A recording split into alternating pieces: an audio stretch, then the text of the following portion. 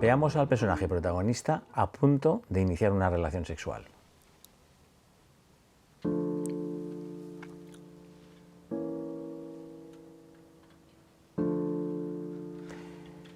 ¿Cuántas posibilidades de narrar la relación hay? Muchas veces se usa en el cine la más simple y no por ello menos acertada. La de cambiar del plano del inicio, ya sea al corte o mediante un fundido, a ese otro plano en el que vemos a los amantes despertarse. Sin más. Una elipsis típica de quienes no dan importancia a las formas en las que se desarrollan esas relaciones, las sexuales. Que generalmente, es cierto, no nos importan. Así pues, elipsis típica que en la mayoría de los casos responde a un acierto narrativo. Pero los hermanos Coen van más lejos en esta secuencia con su correspondiente elipsis narrativa. O dicho de otra forma, a ellos tampoco les interesan las formas en las que se desarrollan las relaciones sexuales de Barton Fink, ese temeroso pero ambicioso escritor primerizo, con la esposa de su admirado escritor, tan maternalista ella. No les interesa nada, ya digo. Los vemos iniciar su relación. Sin embargo, la cámara decide ignorar las formas en las que van a desarrollarse las relaciones entre los dos personajes, como ya hemos dicho. En realidad no nos importa lo que hagan, no nos importa cómo lo hagan. Resulta de gran importancia no ver lo que la secuencia omite. Pero eso no quiere decir que no sea importante lo que hacen. Lo que dos personas hacen en esas circunstancias. En este caso, lo que les pasa cuando lo hacen. ¿Hacen qué? Pues eso, el amor. Y por eso, aunque no nos muestren lo que no nos importa, no por ello dejan de mostrarnos lo que sí resulta importante. Porque no nos engañemos. Hacer el amor es lo que desean hacer el 99% de los personajes en el cine. Ya sea mostrándolo de forma explícita o ya sea haciéndolo de forma implícita. Sea ese el tema principal que atañe al protagonista o sea uno de los temas subsidiarios tanto en el protagonista como en algún secundario. Hagamos un pequeño excurso antes de continuar afirmando que hacer el amor es algo que resulta de importancia capital para la mayoría de la gente. Por lo que es, por lo que significa, por lo que supone, ya saben. Podríamos decir que hacer el amor es hacer, digamos que lo máximo. O mejor, hacer el todo. Que por eso no se concibe como un acto más, sino como el acto por antonomasia. Algo que se aprende en la adolescencia cuando los adolescentes deben enfrentarse a él por primera vez, o por segunda, o por tercera, etc. ¿Acaso no lo recuerdan? ¿Acaso no recuerdan la pregunta que se hacen entre ellos en esos momentos en los que todo se encuentra teñido de densidad sexual? ¿Lo has hecho?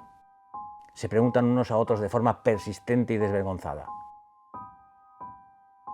¿Lo has hecho? Y a nadie se le escapa que la pregunta no se refiere a si lo que ha hecho es darse un beso o un magreo, no. Se refiere a eso que para ellos resulta de importancia capital, lo hemos dicho.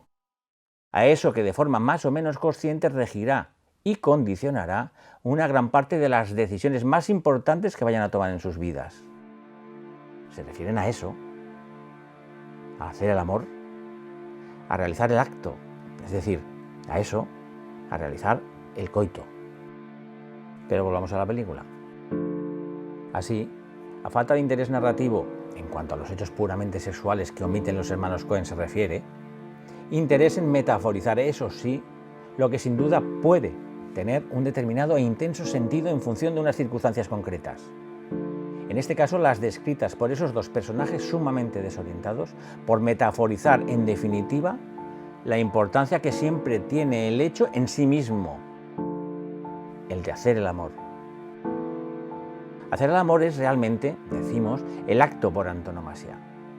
Y por ello, no deberíamos nunca trivializar su circunstancia y potencia. Es cierto que la cultura del hoy tiende, debido a intereses espurios, a minimizar el asunto del sexo, otorgándole la misma importancia que podría tener la gastronomía o digamos que la navegación a vela. Y no hay más que ver cómo se inician los adolescentes en el sexo a partir de lo que aprenden en sus teléfonos que sus inconsecuentes padres han puesto en sus manos. Pero después la verdad es testaruda y sobre todo otra. En el hacer el amor se encuentra un núcleo capital de nuestra existencia, al menos en cuanto a potencia del acto se refiere. Un núcleo con extraordinario poder de transferencia sobre otros actos. Y es por eso que, más allá de que la gente sea capaz de aceptarlo o no, se trata de una de las cosas más difíciles de hacer que existen. Así, importante, claro, pero también difícil. Barton Fink vive su realidad en un estado desquiciado. Su inestabilidad emocional es el producto de la suma de todas sus contradicciones, ya sea de esas que él es capaz de asumir o ya sea de las que le pasan desapercibidas al mismo gracias a un inconsciente que seguro pretende preservarlo del suicidio. Es precisamente en ese frágil estado cuando el sujeto en general y Barton en particular conectan con eso que podríamos denominar lo real. Lo real entendido como lo opuesto a la realidad. Lo real como eso que escapa a toda comprensión posible. Lo real como lo indecible, como lo contrario precisamente a eso otro que tiene una explicación. Lo real como eso que nos conecta con lo único que no somos capaces de soportar. Lo real como lo dolorosamente abstracto, como lo que nos confronta con la carencia de sentido. Lo real como la angustia. La fragilidad de Barton le hace pender de un hilo muy fino. Puede derrumbarse en cualquier momento. De ahí su propensión a cruzarse con los signos de lo real.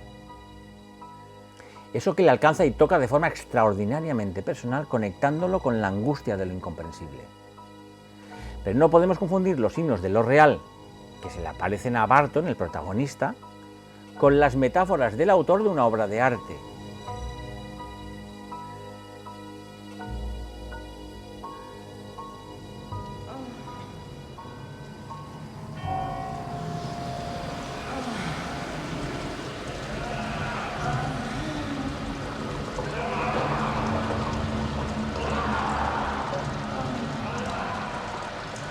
Una cosa es entender la angustia de Barton a través de su consciente, el personaje de ficción, y otra bien distinta es hacerlo a través de una metáfora de la que solo entienden los hermanos Coen, en tanto que autores de la ficción, pero de la que nada sabe Barton Fink.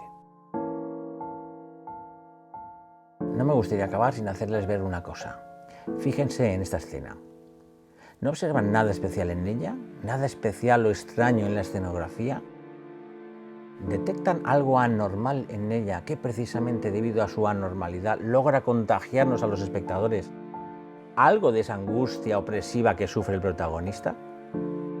Quienes han visto la película saben de la presión que sufre Barton, de la opresión que padece durante todo el transcurso de la película. ¿La ven? ¿Ven la presión? ¿Ven la opresión?